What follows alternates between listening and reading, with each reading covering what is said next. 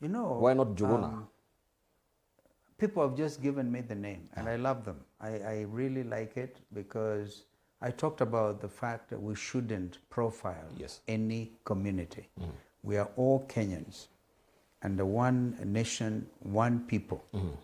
So I'm very proudly Kariuki, Stephen Kalonzo Kariuki Musyoka, maybe SKKM. SWKM or something like that. Maybe I'll do a deed poll and change my name. Depends on what Kenyans recommend. So it becomes legal. Well, it can become legal. Yeah, it's normal. You know, but for now, I think the message is clear. Okay. Please do not profile any community. And that is a message Kenyans are sending. Indeed, indeed. So hashtag, we are all Kikuyu. We all Kikuyus. Yes. Yeah, I think we are all Kikuyus, we are all Kambas, we are all Luyas, we are all Luos, we are all Kalenjins, we are all Somalis. Right. Kenyan Somalis. So, so for the interest of this conversation, maybe you can call me Dibal Mutongoria Aina. Oh, Dibal Mutongoria. But you have a complicated name, Dibal. Yeah, so it is good. It's very proudly Kenyan. Fantastic. Really, that's what we are. You know, just finally on it, you know, when you're talking about karaoke, it reminds me also in the Bible we have Judas, if you may remember Judas. Yes. So there's a Iscariot. contraption. Yeah, Judas Iscariot. You know what the contraption of Iscariot is? They say Judas is karaoke. No. I'll run as far as I can from that. No. Anyway, Senior Counsel Stephen Kalonzo Musyoka, thank you so much for graciously consenting to be part of this conversation this evening on the Insight here on the Daily Report. And we look forward to getting a rich stream of information from you regarding the current state of play in the country. And just talking about the current state of the country right now, we're looking at the economic hardship. We're looking at the political unrest, youth disillusionment. Unemployment. We are talking about abductions and torture, institutional strain. Question is Kenya in a polycrisis? Kenya is at a crossroads. I think I'll put it that way. But the good thing about Kenya is when a lot of other people are just about to write it off, like the proverbial phoenix rise out of the ashes. And I'm sure that we will rise up above the current. I'm just about to write it off. Like the proverbial phoenix rise out of the ashes. We will. And I'm sure that we will rise up above the current. I'm just about to write it off. Like the proverbial phoenix rise out of the ashes. We will. And I'm sure that we will rise up above the current. I'm just about to write it off. Like the proverbial phoenix rise out of the ashes. We will. And I'm sure that we will rise up above the current. I'm just about to write it off. Like the proverbial phoenix rise out of the ashes. We will. And I'm sure that we will rise up above the current. I'm just about to write it off. Like the proverbial phoenix rise out of the ashes. We will. And I'm sure that we will rise up above the current. I'm just about to write it off. Like the proverbial phoenix rise out of the ashes. We will. And I'm sure that we will rise up above the current. I'm just about to write it off. Like the proverbial phoenix rise out of the ashes. We will. And I'm sure that we will rise up above the current. I'm just about to write it off. Like the proverbial phoenix rise out of the ashes. We will. And I'm sure that we will rise up above the current. I'm just about to write it off. Like the proverbial phoenix rise out of the ashes. We will. And I'm sure that we will rise up above the current. I'm just about to write it off. Like the proverbial phoenix rise out of the ashes. sure that we will rise up and the kind of just about to write it off. The ocean father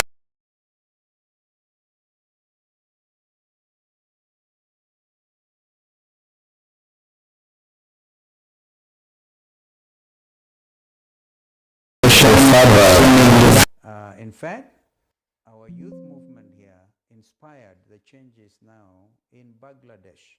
Sri Lanka happened a little earlier, but Bangladesh university students came out, and Prime Minister Sheikh Hasina had to flee by helicopter to India because the young people of Bangladesh were inspired by what the youth in Kenya had tried to do. But at a cost. Because we're looking, at a cost. We're talking about 33 lives that were just lost on Monday. And that number, as I mentioned earlier, has ticked up to 140 since 2023, just as you mentioned. Today, we had a wrecking mass of Boniface Karaoke, who was actually shot at a close range. And barely, days after Albert Ojwang's fresh cloud of soil has settled on his grave, we have Bridget Njoki, who was shot on Monday in the safety of the house, while she was watching TV here in Kiambu and Dumberi village. We had also Dennis Motuma Mwangi shot dead outside his home in Kiambu County again. Laban Kamau shot dead in Dumberi as well. Clearly, we are not safe.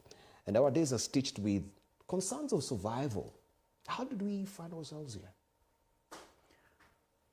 The cost is high, tremendously high, unacceptably high.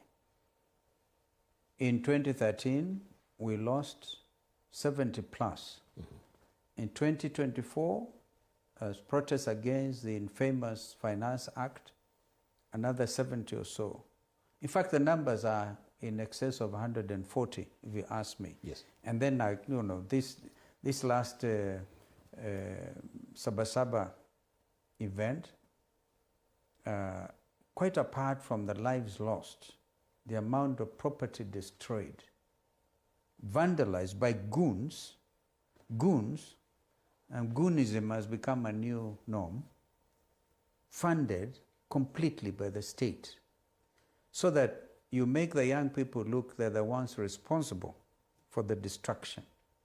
It's actually been a very shameful thing. And we keep on telling this William Ruto administration that this is how Haiti began. And we wonder why. We wonder whether when we send our policemen to Haiti, it was to allow them to learn some of these very dirty tricks about organized militias. So we become a country, a constitutional democracy, and yet a country that is under the rule of the militia, leave alone the police and others. And now the president himself has become part of the militia, part of the misrule. When he announces to the whole world that what Murkomen said about shoot them outside police stations, now he says shoot them on the legs. Shoot How anybody shooting, I wonder, you go and shoot somebody on the legs? So I think there's something basically wrong with the president himself. I want to say the president has become a national security risk. Now that's a serious statement to make. Because what head of state who has sworn to uphold the Constitution as by law established should be the main defender of the Constitution? And this is the one now leading and saying, shoot to kill, which he knows is unconstitutional. The right to life. Shoot to maim. How do you know when you are maiming?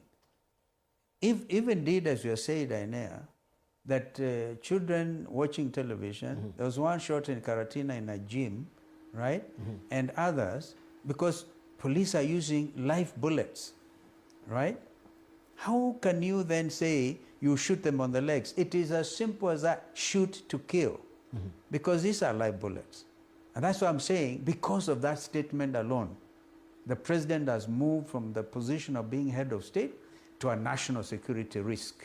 And when that happens, it's a very grave matter. So the country is in grave danger. Right. And the president seems to be in a fulminating anger, just looking back at what he was saying today during his tour of police housing project in Kilimani. He said, quote unquote, those who attack our police, those who attack our security men and women, those who attack our security installation, including police stations, that is a declaration of war. That is terrorism. We're going to deal with you firmly. He continues to say we cannot have a nation that is run by terror. We cannot have a nation that is governed by violence. We cannot. And it will not happen under my watch. And the reason I'm asking this is because you stood in the Kahawa West Law Courts, shoulder to shoulder. That was yesterday, with Peter Kinyanjui and Wanjiku Thiga. And another 35. And another 35 who are facing terrorism charges leveled against them by the state. Including a head of, a sitting member of parliament for Runyenjes. Yes. No, not Runyenjes, Manyata. Manyata, this is Gitonga Mukunji. Mukunji. Yes. That's right. So, and you say this act is inflaming the country. Yes. How so? When a whole president says, young people who pursuant to a lawful demonstration, right, end up having police stations burned down, how can that be a declaration of war? I mean, look at it. It's the president who can actually declare war, but not war on citizens, not war on your own citizens. Declaration of war is with regard to another country, okay? So I think he's lost it. President William Ruto needs to retrace his steps and recognize as the chief administrator of a nation, if you like, a CEO. He cannot talk that language. He looks very angry. He looks like he's lost it. He's lost his sense of balance and articulation. No, articulation is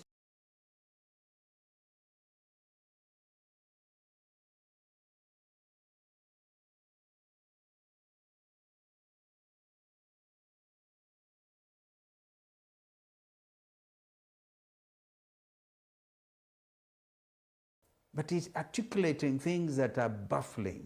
So, and then what happened when they were burying Albert Ojwang in Homa Bay?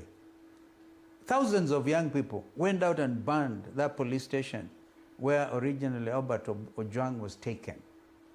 Are you saying that is a declaration of war?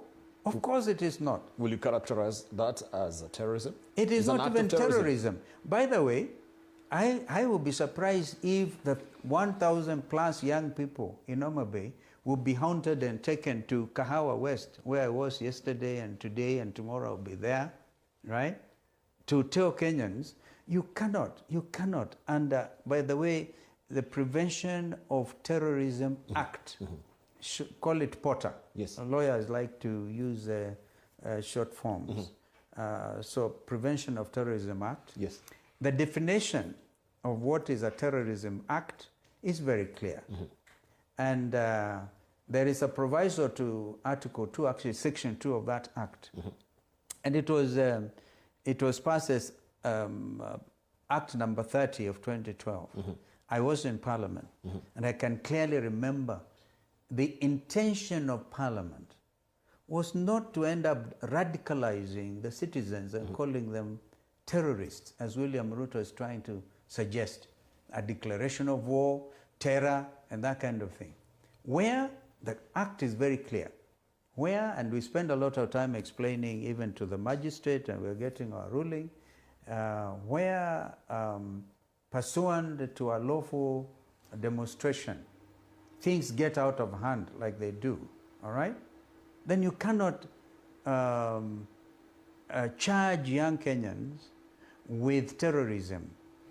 There's a clear exception because adequate notice was given about June 25th that young Kenyans are going to commemorate the deaths of their loved ones and their friends and their peers.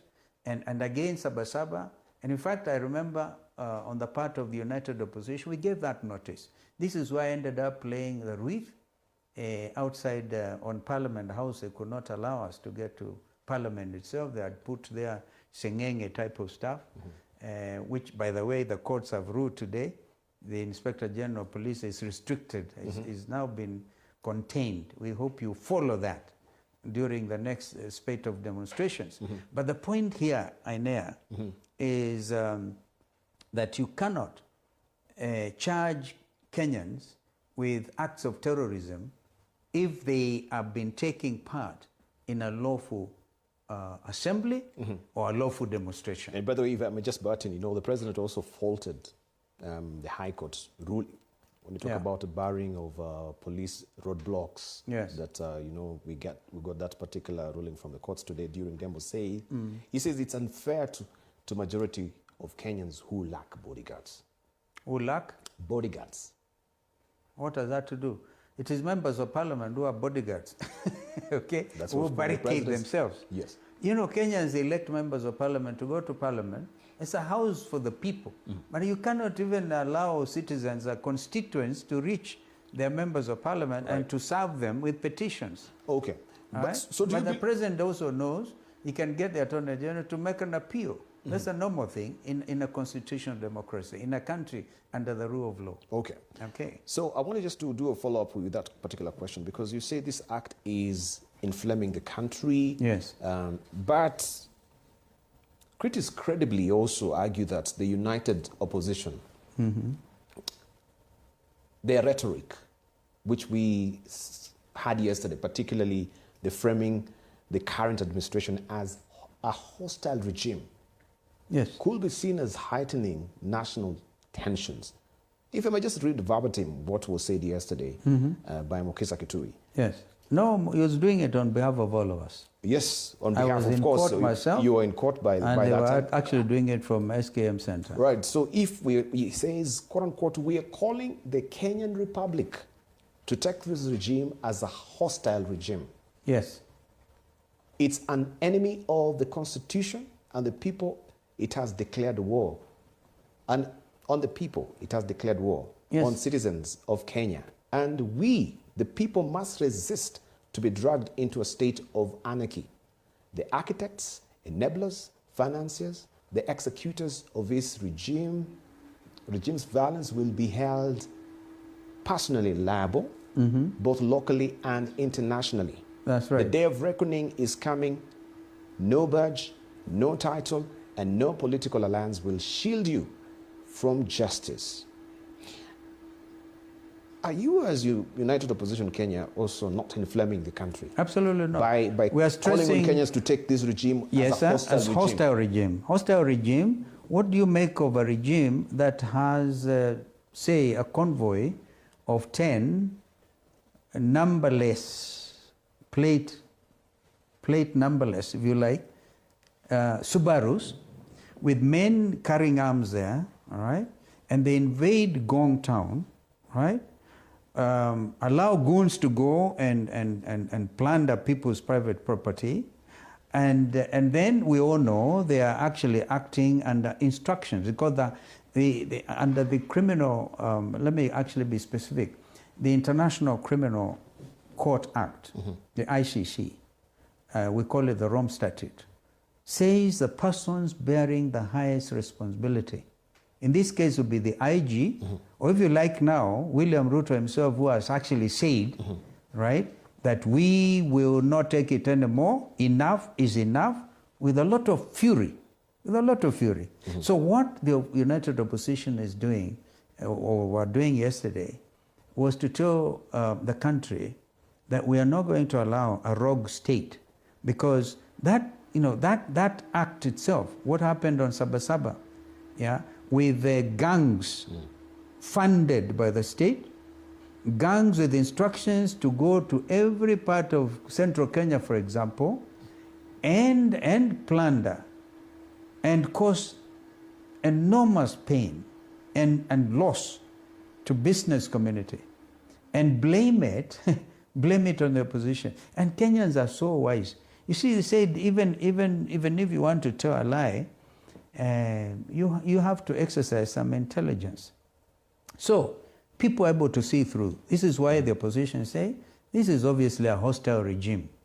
And we have also tried to say we may next time call for economic boycott of some of the institutions and some of the private companies that are trying to help this company, this government. But we've been there before.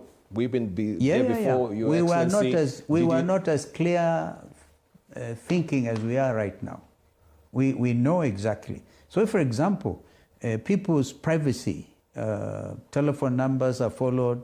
That's why a lot of Kenyans too go to WhatsApp and to Signal and other places because they know they're being listened to, and then to be able to be arraigned in court and be charged with terrorism. So Kenyans are saying, we will go for you, we will call you out. And you know, we have now established as a united opposition. When William Ruto says, oh, these people have no agenda other than Ruto must go or something, we've given him a strong agenda, the establishment of the People's Restorative Justice Commission under former Attorney General and former Speaker, Justin Muturi. So in your capacity... And we're actually telling Kenyan, because I saw a young lady was filming what was happening in Gong.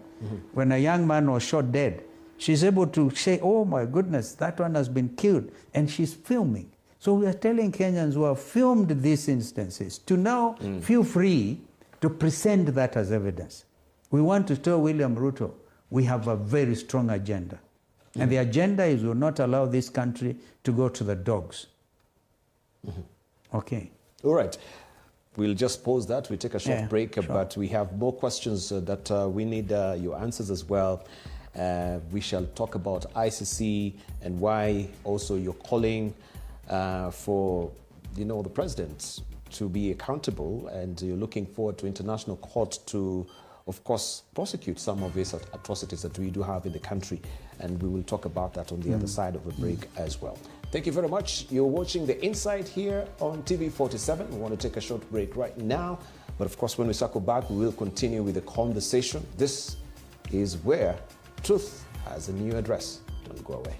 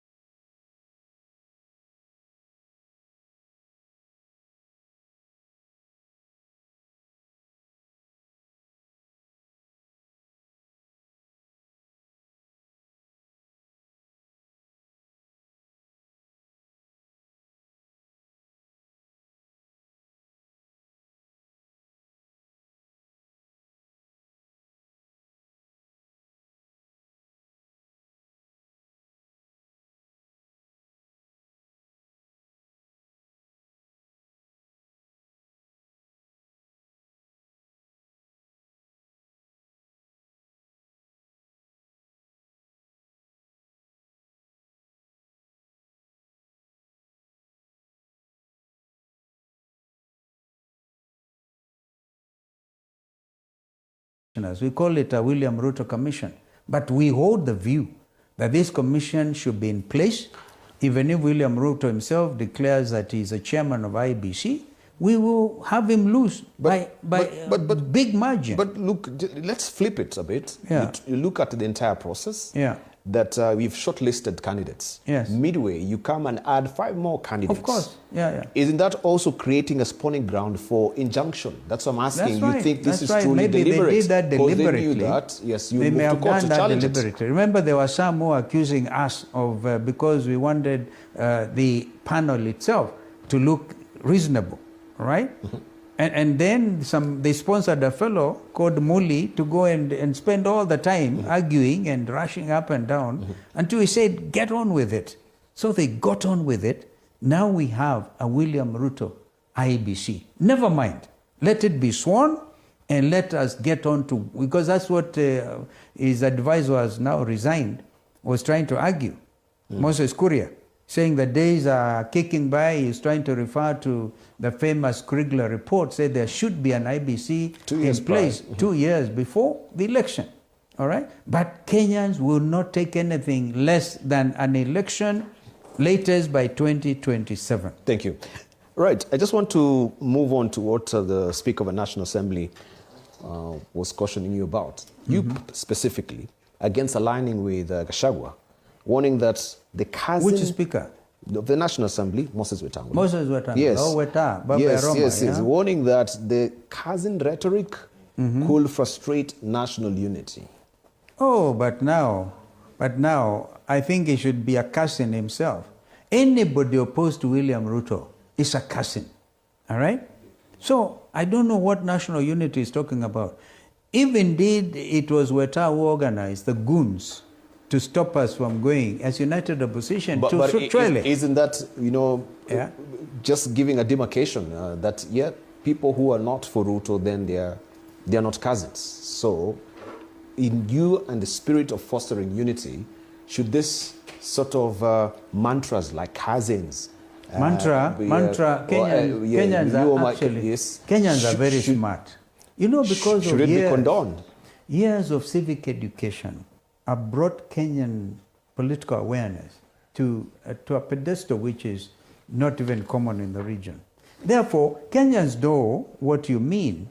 It cannot, we must distinguish between political slogans and things that are indeed, serious. But this sloganeering, I think sometimes it could be sloganeering is very good. They can we be are saying very dangerous. Komboa Kenya, for example. Wiper Patriotic Front has now come up with the slogan Komboa Kenya. All right? Komboa Kenya, if you want to be mischievous, you may want to say, oh, what are you komboaing Kenya from? But we now know it is from people like William Ruto's administration. Okay? But because the country is going down the drain. It's predicated. Everybody knows that. It's predicated on negative ethnicity, people will assume. That right? negative ethnicity. When we talk about, the shareholders, what is so discernibly different with cousins? I think you should ask whoever was accusing Rigiji about that. He explained it even to me because I had to ask him. And he said, I was actually doing the bidding of my boss. He said, you who are not Kenya Kwanza, who didn't vote for Kenya Kwanza, right, should have no business asking for development. But it didn't really come across as that. That was a thinking, and the matter was actually ventilated at the level of the Senate, and I think his team was able to dispel that notion. Maybe and people keep on saying, shareholders. Everybody knows. By the way, everybody knows if we have the political divide, there are those who belong to Kenya Kwanza and those who belong to United Opposition. Don't you think maybe he did a sloppy job in trying to communicate that particular mantra? I think he did well. He defended himself, and I don't hear much about that anymore. But the point is, right, when you say Kariuki, and I'm Kalonzo, isn't that a step in the right direction? Trying to say, stop profiling communities. All right? When we say we are all cousins, anybody opposed to William Ruto, we're saying we are feeling the weight of corruption, we are feeling the weight of ethnicity, because that is what is happening, even in the recruitment. But it has taken of forces. Right, it has taken Gen Zs on social media to actually try and recalibrate that particular compass to where it should be. Right? How have they said it? We are all Kikuyus. Of course. Yes. It was me who said I'm Kikuyu. All right? Okay, I'm actually Kikuyu, I'm Kamba, I'm Kikuyu, a Kalenjin, yeah, a cousin, Kalenjin. Warriors are my cousins because they're feeling the weight of William Ruto's maladministration. Thank you. Right, yeah. I just want to drill deeper a bit and ask you as well, because you're on record saying you're in the process of leading, collecting, and documenting evidence, which you will use to build a case against William Ruto's government at the International Criminal Court. Yeah. How far are you? These killings must stop. We are saying these killings, mass displacement. No, my question to you is how far are you with the process of collecting and documenting and the process? We have put in place a commission that I referred to. First of all, we must have the commission. This is the People's Restorative Justice Commission. Yes. Restorative Justice. Look at the case of this young man we've just been watching. Boniface Kariuki. Shot on the head. All right? And by bullets, by the way, that are paid for by Kariuki's own relatives by way of paying taxes. All right? So, what we are saying is we have to collect this evidence. We are collecting, that's for sure, because we have in place a commission. I referred earlier to a lady who was filming what was going on in Ngong Town.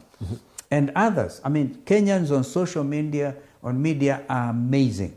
Kenyans on social media. Let's compile all this evidence. And by the way, there are 2 or 3 ways of referring a country's leadership to the International Criminal Court. All right? One, it can be by direct referral by the state itself. We don't expect William Ruto to refer himself to the ICC. Yeah? But it can also be by way of the prosecutor.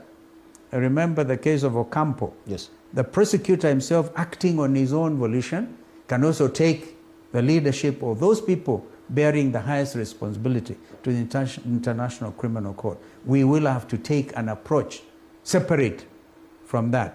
But of course, we wouldn't want to look forward to that. I've had my own interaction with the difficulties any country would face having their own leaders at the International Criminal Court. We're also saying we will also do private prosecution. Yeah, that's what I was asking. Why don't you prefer the local justice mechanism instead of going to... We'll do that. But we want these people to know that no country is an island. No country. When it comes to matters, for example, human rights or the Bill of Rights, and Kenyans need to know that under Article 21 of our Constitution 2010, the whole of we literally imported into the country the Bill of Rights, internationally recognized, and that becomes part of our Kenyan law. We call it domestic law. So all the state actors, including William Ruto and other people, okay, are bound, and they should be able to, they're expected to observe these very high standards. When it comes to human rights, nobody can plead, oh, suffering, we are a sovereign nation. That is very old, tired talk. All right? Okay. Things like, human rights are universal, and if you are seen to be acting in derogation of human rights, you'll be held liable. But it's interesting, Your Excellency, you mentioning that particular case and saying that Kenya is a sovereign state, of course. You as Vice President under Mwai Kibaki, you led a high-profile shuttle diplomacy. Yes. Across 10 African nations, the United Nations Security Council, the African Union, and your mission, lobby support for deferring Kenya's ICC cases tied to post-election violence. You defended the move in Parliament and the press, asserting it was aimed at preserving Kenyan sovereignty. What you're just mentioning right now. Indeed. There's no contradiction. Establishing credible local justice mechanism and ensuring fair treatment for victims and suspects. If we dial back, Your Excellency, if we dial back to that particular time, you've mentioned President William Ruto as a national security threat. He was then. He was there? Even then, yeah. Because when why he's are you hounded out. deferring this there from the Kenyan? I was not acting in defense of William Ruto, Uhuru Kenyatta, or Major Ali that time, or Ambassador Muthaura. Remember, Sang, yeah, the team of Kenyans who were referred for prosecution before the International Criminal Court. What I was trying to do is, why don't we try them locally? And we went as far as amending the Constitution, all right, to set up a local mechanism. And then at that point, William Ruto's supporters started shouting, don't be vague, go to The Hague. Remember? And since that time, a lot has happened. Because there was mistrust with the judicial system here in the country. By then, there was mistrust with the judicial system here in the country. By then, we were having we must also the trust vetting of the judges, you know, if you may remember that particular and the climate. So people felt the justice in this country will not engender. Did this country then get justice? I ask you directly now. Out of saying, don't be vague, go to The Hague. What happened subsequently? That story has not left this country. Witnesses were subsequently killed. Some were found dumped bodies in Tsavo National Park, and others compromised until the International Criminal Court had to get the matter withdrawn. Not closed. Not closed. All right? So that mission was not really achieved. Sorry? That mission was not really achieved. It wasn't. Justice for the poor people who are displaced in parts. Remember the story of Madoadoa in the Rift Valley and others? Up to today, I believe there are Kenyans whose properties were dispossessed of their own properties in the Rift Valley and elsewhere, and they have never gotten it back. Well, this is what we talk about Restorative Justice Commission. It will look into all these things. But does it really blur the line between diplomacy and political loyalty? Given where you are with the coalition government, there was a split between you and Right Honorable Raila Odinga that particular time, if you may remember. Yeah, yes. I remember. I think it was Peter Nyong. Were you on the political loyalty of the PNU Mwai Kibaki side? No, I was the Vice President of the Republic of Kenya, all right, and acting in the best interest of the country, trying to say we want to try our nationals locally. So this move was we not did really not succeed. A political patronage. And the other side, ODM, on the other side, they said, oh, no. In fact, I remember I went up to the UN Security Council, and the Americans told us, point blank, if this matter comes to the floor of the UN Security Council, we will veto it. Vetoing meaning they were going to still to send these people to the ICC. At that point, we said, okay, let's go and do it locally. Okay? And we did the best. I believe justice, the cause of justice, was not properly served up to today. Yes. All right. Let's gravitate a little deeper now and look at church and politics. Yeah. And this is where I want to ask you, because I heard from the recent interview, you said leadership is deeply tied to God's calling.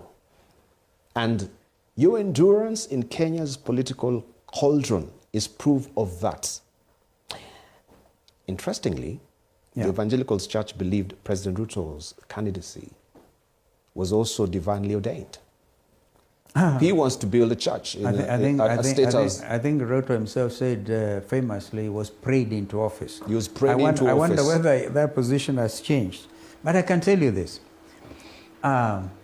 Spirituality is very individual.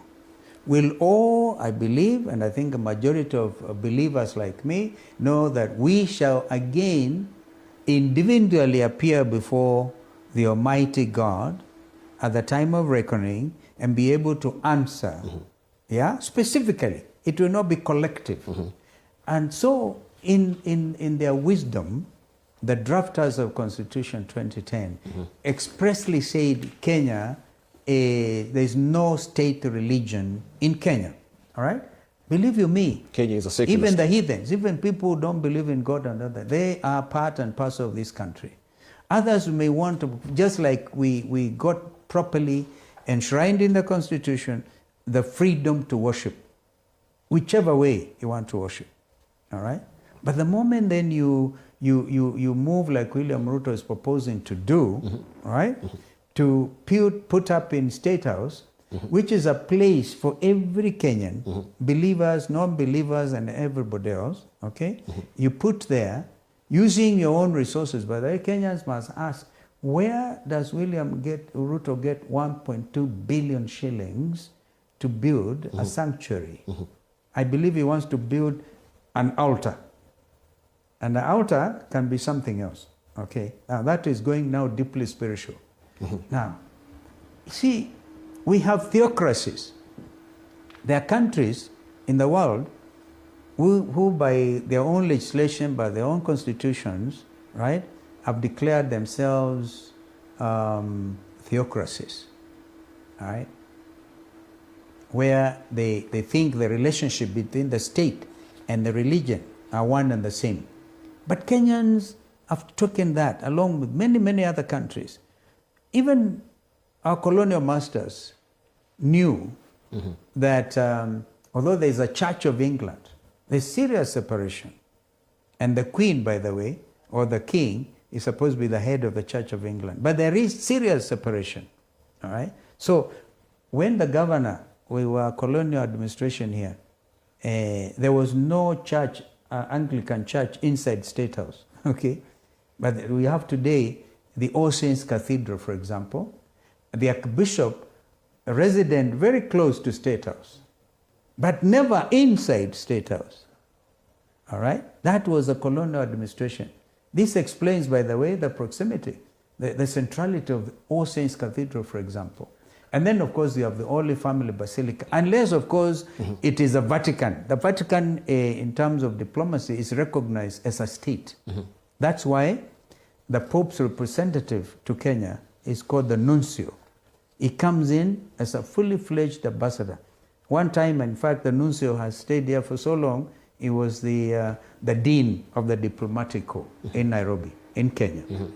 But still, that is purely the Roman Catholic Church. So I hope William Ruto will stand guided and very quickly withdraw this dream that he has, that you can put a William Ruto sanctuary in State House. Right. Because it can only be as a believer wanting to do that. But what do you do with so many others? Also, you see a Muslim saying, okay, we also want to be allowed to put a mosque. The Hindus will be the same. All right? So what kind of confusion will that be? Right, so pundits are actually wondering when did looting becomes the badge of faith rather than a breach of ethics? Is this maybe a fig leaf to try and siphon money, because State House is a protected area as it is? When you're talking about can even be used for money 8,000 seater, yeah, who will be attending this church? Is it also a security threat to State House at the end of the day? But anyway, the bottom line, Ainea, should be this: under the Constitution, such tremendous decisions require national conversation. Indeed. And that is why the idea of public participation. William Ruto should ask Kenyans, maonaji juu ya kitu hiki, juu ya jambo hili. Then you get the answer. Indeed. And the answer may be overwhelmingly, Mr. President, leave this out. Right. You respect your way of worship, just like I respect other people, but I say myself, I'm a follower of Jesus Christ of Nazareth. I'm not afraid of that. I'm not afraid of that. But I cannot put it down everybody's throat. You have to persuade them. All right? Interesting.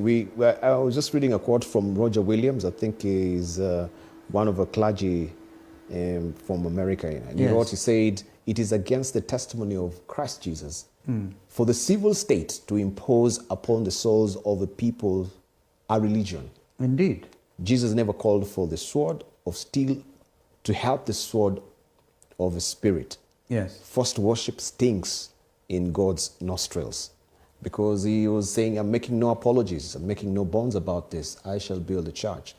Then, of course, people are asking and quoting, I could see some of the verses being quoted here, like 1 Chronicles 28:3, where David had the intention of building the temple for the Lord. Yes. And he says, God tells, this is 1 Chronicles 28, 3. Now that you say also you're a firm believer, I thought maybe I should throw this in. Yes, indeed. God tells David that he will not be the one to build the temple because he is a man of war, and has shed much blood. And you've been talking about the blood-based government. Indeed. Is it proper for him to build a church? They call it broad-based, but now in the light of what has happened, the Gen Z protests, call them demonstrations, the killing, now admittedly of about in excess of 140 Kenyans, others maimed, their bodies oozing blood. So going to hospitals, Ainea, it's not just 140. This is truly a blood-based government, not broad-based. Because if they're broad-based, I've seen even Raila trying to jump out. All right, so Call Raila, for something. Yes, Raila is currently, this orientates to my question that I want to ask you, is calling for intergenerational national conclave. Who will call it? Who will, I ask you, because he needs to come up with specifics. You on record also saying that we need to have a national dialogue. Well, I was chairman. I was chairman. Thank you, Ainea. Yes. Thank you, Ainea. I was chairman of the National Dialogue Committee, co-chair, with Kimani Chungwa. Why do we need another dialogue? We listened to Kenyans. We had serious dialogue at Bomas. What happened? Lack of political good faith and will, and therefore, now Kenyans don't want to hear of national dialogue. Kenyans want action. They want justice. They want the restorative justice. They want at least compensation for the Kenyans who have been killed and maimed. And please remember, since 2023, not a single person has been compensated, right? So somebody like Boniface Kariuki, right? We have told Justice Muturi, they should go for what in law is called exemplary damages. Exemplary. Because that video we've just seen went international, viral, and the pain of it, misuse of power. Okay, so I can tell you that this administration has failed miserably, and nobody wants to hear dialogue. The young people are saying, well, don't waste our time. Give us our country. Yeah, do things right. Do things right. I mean, honestly, stop corruption. Be transparent in your administration of justice. Stop killing us. Stop maiming us.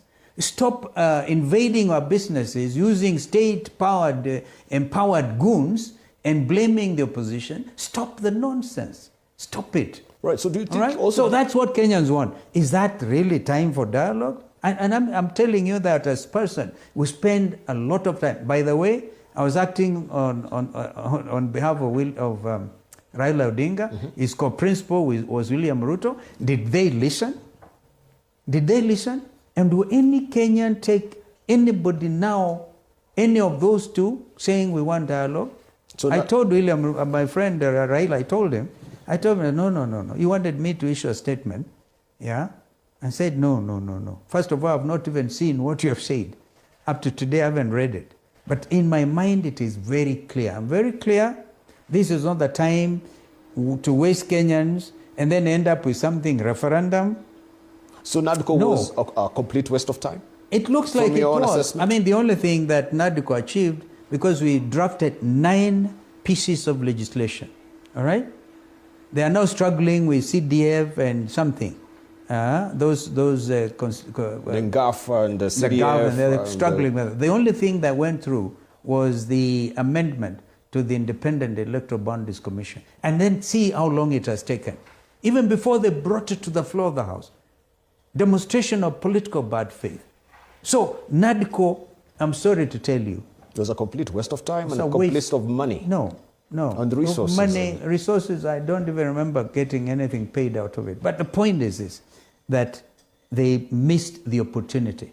That opportunity having been missed and lost because of lack of political goodwill, Kenyans want nothing other than going to the ballot, throw out this administration, put in a new administration which will listen to Kenyans. That's all they want. That's why I'm saying nobody's interested in a civilian coup or anything. We want to defeat William Ruto at the polls soundly. Thank you. Let me gravitate the conversation towards the goonism and the institutionalization of goonism in this country, as we can see it, because people are saying, oh, these goons are state-sponsored. And this had raised concern also with the international community. We had, a joint communique, that is the note of a bell that came from 12 foreign countries. Here in the country, we had, of course, the UK and the USA, amongst other 12 nations who had raised concern regarding this and justice. The Ministry of Foreign Affairs, which you've sat on that particular seat as a minister before, cautioned foreign actors against pushing narratives, as they call it, that might erode mutual respect in diplomatic relations. And just as I've mentioned, you once, having led that particular docket as a minister, how would you assess... Twice, actually, for a total of 7+ years. Yes. How would you assess the tone and the strategic messaging of such communications? Is this, would you call it effective diplomacy? Or could we say... Kenya, I'll simply put it this way. It is a defensive posture. I can tell you this, Enea, without any contradiction whatsoever, in my mind, Kenya's present foreign policy is confused completely. They are at sea. They have no idea. Yeah? When we talked about that at independence, we came up with session of paper number 10 of 1965, which guided our ideological orientation during the time of the Cold War. Remember, the East and the West divide, the time of the Cold War. We took a position that we will be non-aligned.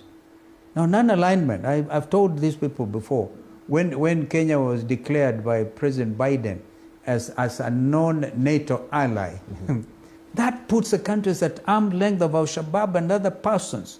We were hit in 1998 because we were hosting only the American embassy here. But now we'll be hit as complicit because we are seen to be allies of the West, of a particular type of political arrangement or whatever, global arrangement. But that's why we say we shall remain non-aligned. That was the safest. Where we achieve, we look at the West, the East, the South. By the way, South-South cooperation is also a very important plank. In addition to what I said about, in 1945, at the end of the Second World War, countries of the world, mainly third world countries, met at the city of Bandung in Indonesia. And that was the birthplace of the non-aligned movement. Those people, like that time, we owed Yugoslavia, Ambrose Tito, Abdul Nasser, and India's Nehru, and eventually Mahatma Gandhi, and in Africa, people like even Kenyatta himself, and of course the leader in Ghana at that time, Kwame Nkrumah. These are people who thought, how do we position our countries? Of course now, because of economic diplomacy, I can tell you, nobody can ignore that there are two big economies now, the Chinese and the Americans. So how you relate to that?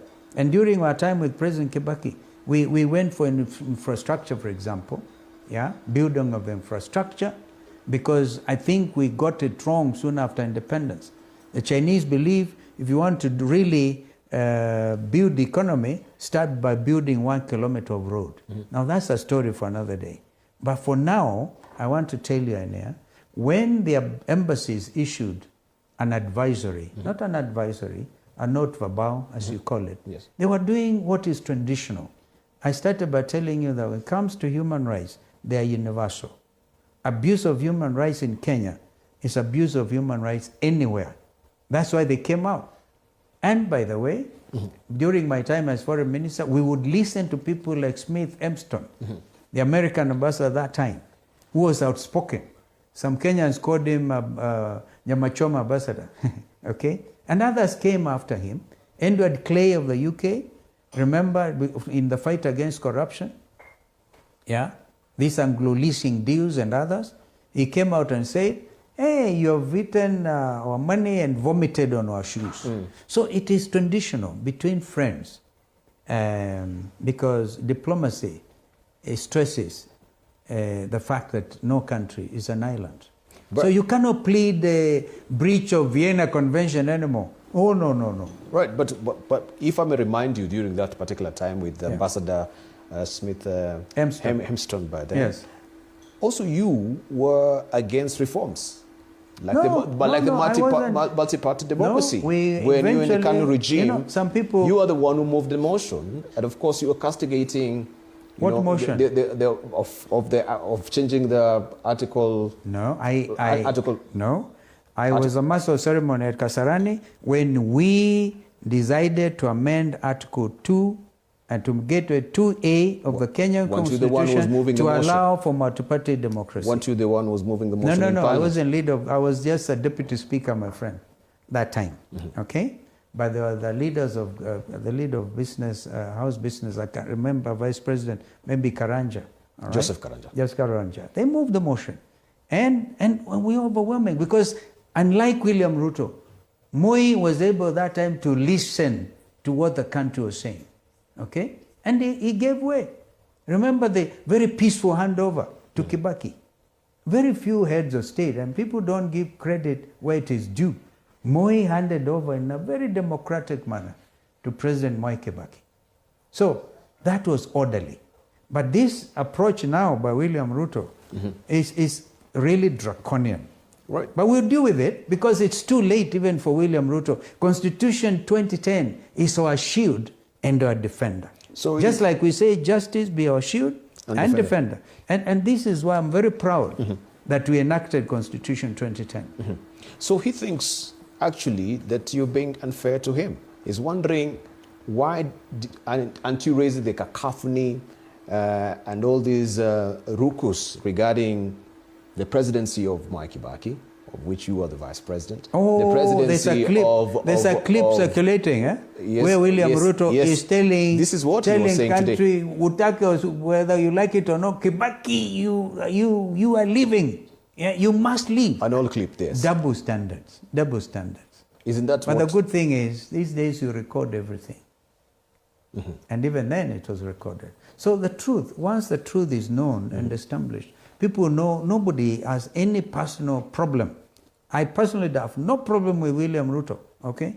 Absolutely no problem. But I have a problem with the way is running the affairs of our republic. And that is, of course, my democratic right as well, and my democratic right to say, William Ruto, we will face you at the next ballot. And believe you me, because it seems to be getting worse by the day, he has lost the confidence of the Kenyan people. The other day he asked, what do you people, you're saying Ruto must go one term, what are you expecting me to do? He has the option of resigning, and then you become a statesman. And then that is one way. If you feel that you have lost the confidence of your people, because authority is derived from the people. Article 1 of the Kenyan Constitution, that's what the Gen Zs, I think I'm shown one T-shirt I was wearing, written that the only weapon these young people had is Article 1 of the Kenyan Constitution. We the people. We the people.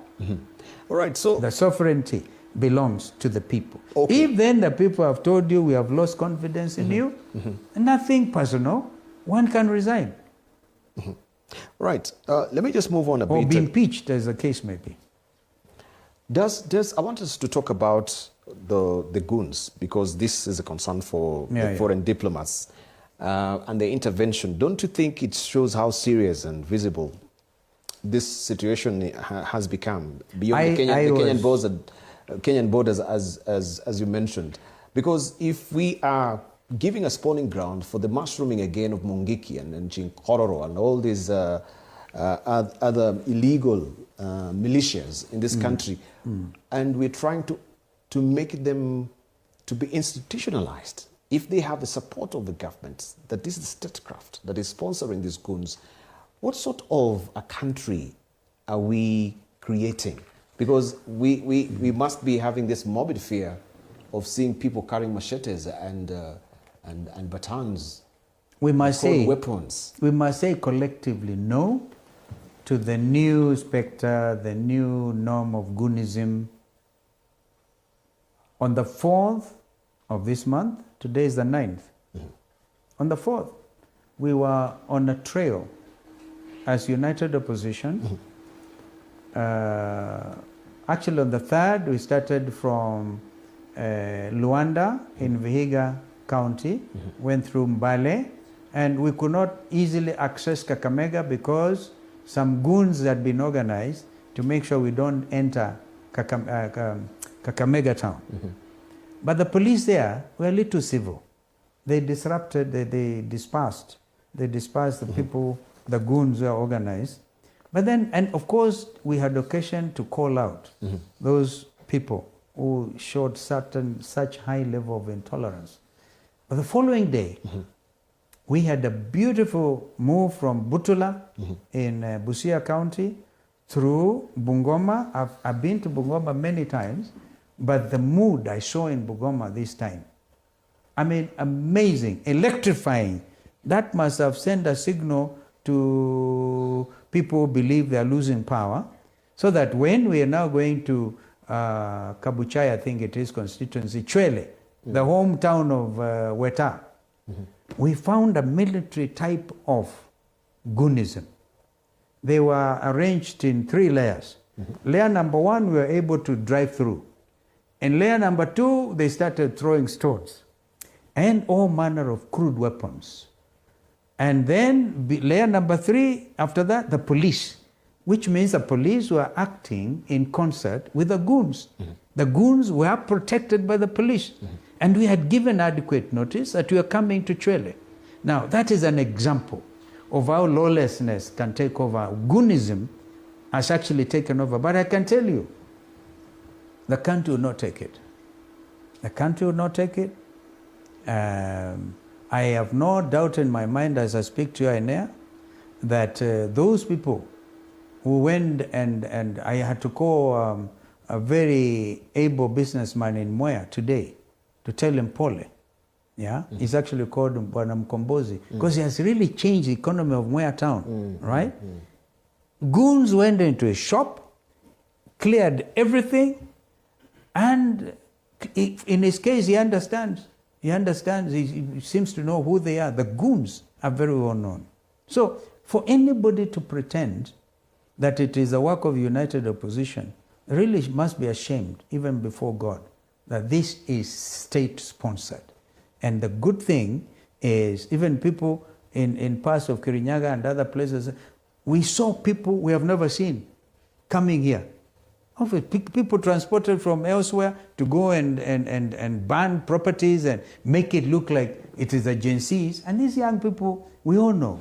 So they are the most peaceful. They don't want anything associated with violence. That's what they are fighting against. So what do we do when we are caught up in this bind where the state is a criminal enterprise? Yeah. You as opposition then, what is the way forward? How can we get out from this deadlock? I take you back to the commission, the Restorative Justice Commission.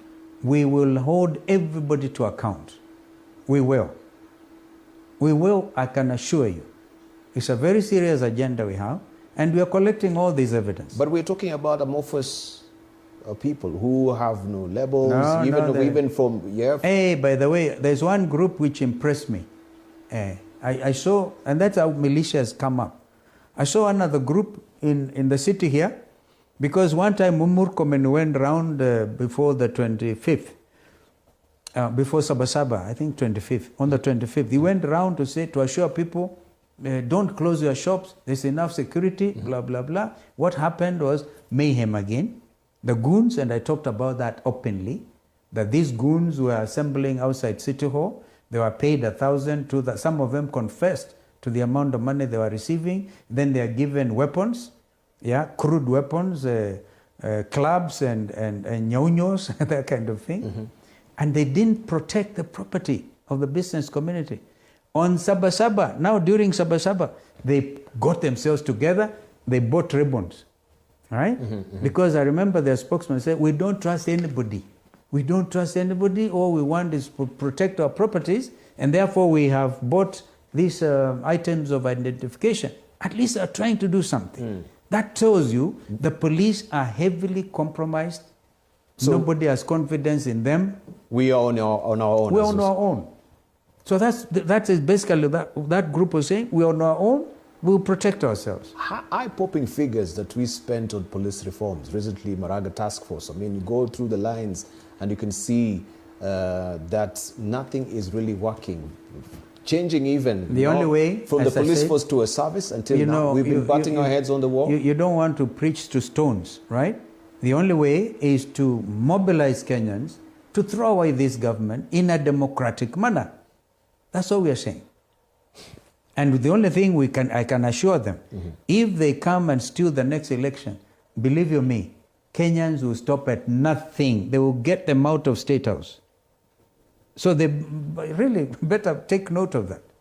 So the next election is not going to be a normal election. It is going to be a change election. What Kenyans have missed all the time, the nearest we came to a democratic election was in 2002, when we said Kibaki Tosha. Okay, I was part of that. I was leading one group. Okay. That was the Rainbow Group, and Raila was there, Saitoti, Mudiawori, we were in there. And we had proper elections. William Ruto was man enough to say, I concede. We want to tell Ruto in advance, he will have to concede. Stop the nonsense of people like Shudi saying, going someplace and saying, we will, tutaongeza kura. It will not happen. They will never, Kenyans will not allow that to happen. By the time wataongozwa wasema ongeze hiyo kura, watakuwa thrown out very far. So you're still relying on the That will be now the revolution which they cannot stop. At that point, I think Kenyans will be prepared to die in mass and throw them out.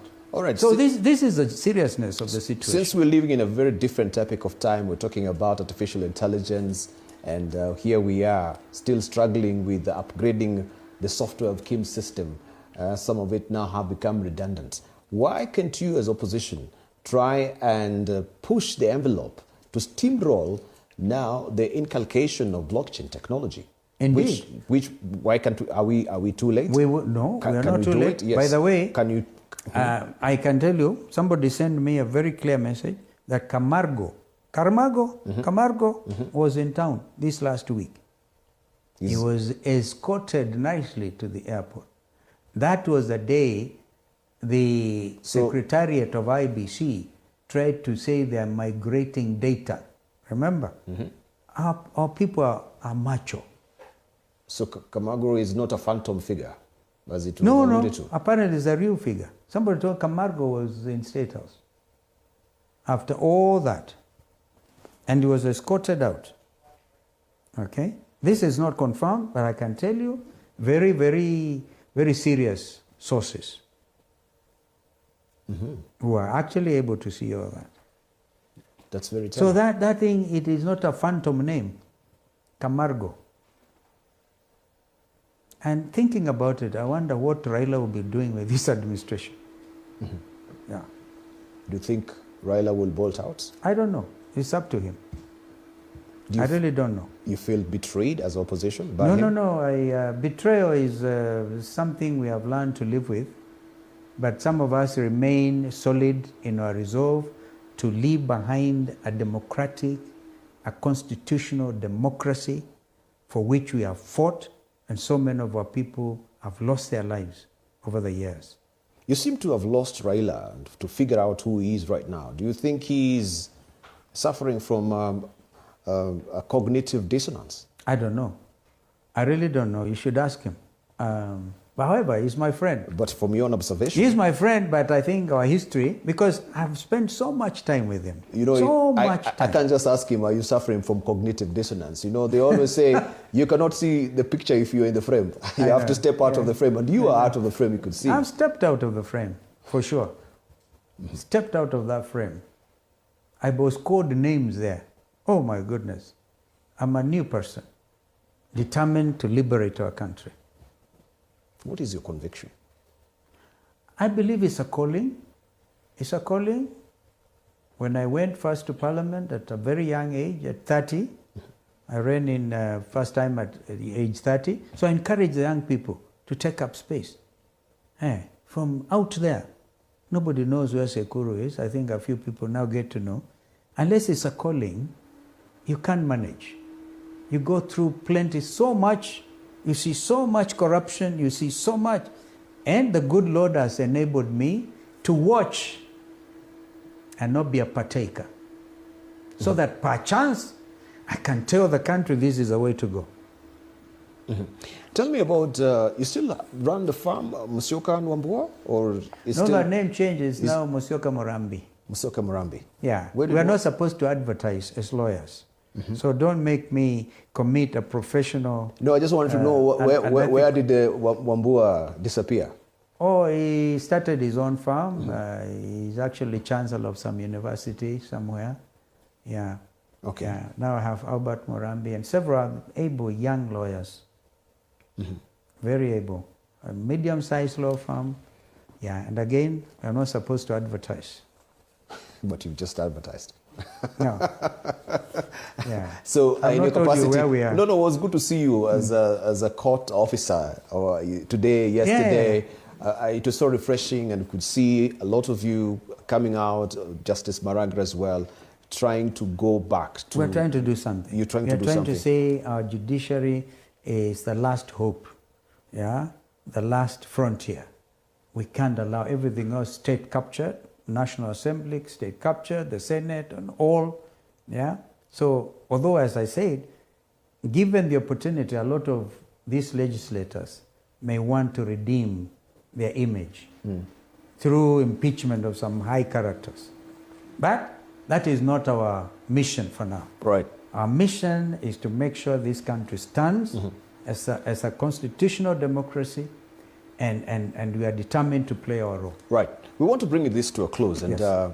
I have it on good authority that you and Eugene Wamalwa, you'll pair up. You will be the presidential candidate, and Eugene Wamalwa will be the deputy president, so to speak. I don't know. I just want to ask you. Yeah, is that really up your collective sleeves? Because the initial idea was also to maybe rope in the governor of Trans Nzoia, of the Tawe movement. Which we did. I think we did. Of the Tawe movement. Yeah. But he's been casing the joint, so to speak. He's been, biding his time, thinking about it, and he thinks maybe he should run or rerun for the governorship. So is that in the pipeline? I can tell you one thing with certainty. We do not as yet have a presidential candidate. We do not have a presidential running mate. We are building united opposition. And at the opportune time, we will give this country a presidential candidate and a running mate, and there is enough space for all of us. The reformists, people who want to change this country for good, I'm sure we'll stick together. You have heard of other colleagues. So there has been no conversation like that? No, we haven't. We haven't discussed, but I can tell you that Eugene has stuck with me. We started even before Fred Matiang'i flew in and other people. This Western tour, by the way, brought together everybody. Matiang'i was on board, Natembeya was on board, and it was beautiful to see the DAP team, Democratic Action Party team of Natembeya and Eugene Wamalwa. Amazing. All right. Of course, Eugene is a party leader, and Governor Trans Nzoia is a deputy. Wiper Patriotic Front. Why change of name? Because we wanted to capture the spirit of the young Kenyans who are saying it's not just enough to use the word democratic. It's tired, it's been overused. So we want the oomph, the patriotism. That is the spirit we captured of the young Kenyans, the Gen Zs, not necessarily saying they cannot join us, but they're free. We want to end up with come up with a political movement which is all-inclusive, which is going to take into account the youth of this country, the patriotism, the vigor. It's not going to be no more movement democracy. No. We are going for patriotism. Therefore, it's a front, because we are in a fighting mood right now to safeguard our democracy. We will be rebranding, of course. We'll get the name and even the slogan, Komboa Kenya. And around the month of September, we'll be having, September before October, our delegates conference, so that we can also come up with the new leadership of the movement, all right? People like Farah Maalim left us when they say they can kill 5,000 Gen Zs. We had to tell him, please, stay out. Mm-hmm. Yeah? He was a vice party leader. He was a deputy leader. Deputy leader. Mm-hmm. Yeah. Mm-hmm. So we rebranding, we are refashioning, and of course we'll also have to operate, take into account our coalition partners. Okay. Yeah. As we're winding up, you talked about the foreign policy that is in shambles. You again, as a former Minister of Foreign Affairs, you once championed Kenya's image as a neutral peace broker in the region. You've talked about NATO and the non-alignment policy there. Then how do you respond to the Bellingcat revelations that they actually did an expose with the Daily Nation? What those again? It's a research firm. A research firm? Yes, okay. that Kenyan labeled ammunition was found in RSF's hands in Sudan, which is a clear contradiction to our stated neutrality. Would you agree that such allegations, whether by commission or omission, signal a dangerous erosion of our diplomatic credibility? Indeed, and also falls squarely within the framework of ICC statute. Indeed. I'll tell you why. Charles Taylor, former president of Liberia, was found guilty before the International Criminal Court for acts of war and interference with what was happening in Senegal. A group called RUF used to cut people's limbs and things. So that they can't vote. Yes. Yeah, they can't vote. So he was found culpable, he was found guilty and sentenced. Mm-hmm. I'm not even trying to imply anything, but the matter is so serious that Kenya's taxpayers' money, which buys ammunition and things, cannot be seen to be used for warlike activities in a neighboring country, an IGAD member country. Mm-hmm.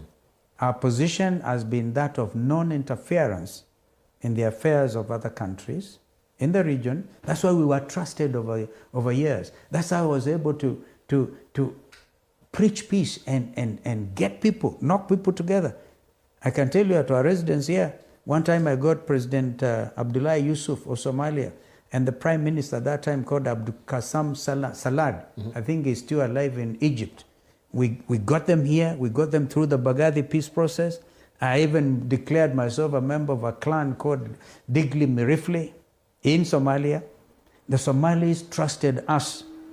And in fact, one time when I was moved from the Somali peace process, I remember that they met in Gigiri and all shouted, saying, why should the Kalonzo have been replaced by John Koech that time? Mm. Yeah?